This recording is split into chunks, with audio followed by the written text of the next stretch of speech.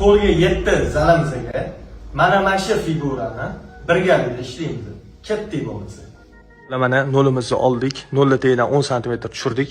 Bu pansa reykasi. Mana 0 reykasi. Hop. Leskasini qotirayotganimizda devordan 40 cm oldik.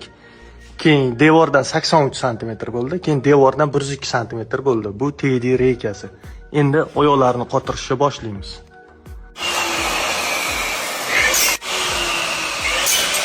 Ana oyoqlarimizni qotirib oldik. Endi bunga zigzag bo'lgan holatda reykalarimizni qo'yamiz tagiga.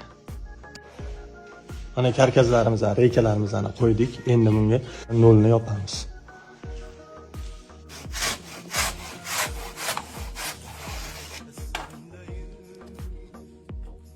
Mana 0larimizni yopdik. Endi bunga razmerlarni qo'yamiz. Tanishsa razmerlarni qo'yamiz. Ko'rib ko'rasizlar, mana shu reyka, mana tegdi reyka bilan tushgan, karkas reykasi bilan. Amma reyka ham xuddi shunaqa. O'sha reyka bilan lo'pma-lo'p tushgan. Bunisi ham shunaqa reykaga to'g'ri keladi. Aytmoqchi bo'lganim, men aytayotgan razmerlar bo'yicha ishlasanglar, inshaalloh hamma reyka bir-birini ustiga ketma-ketlikda tushadi.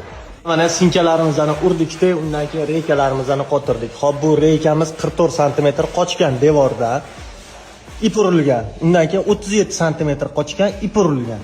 Bundan keyin 23 cm qochgan, ip urilgan. Reykalarimizni mana shu ko'rinishda qotirib olamiz. Endi buni ichkari tomoniga, keyin bu yoq tashqari tomoniga 9 bort qotiramiz. Bu yoqqa nokala 9 bortlarimizni qotirib oldik. Endi buni podsetkali joylariga, reykani tashqari tomoniga, bu yoqni ichkarisiga, bu yoqni ham tashqari tomoniga qotiramiz. Mana xonamiz bitdi.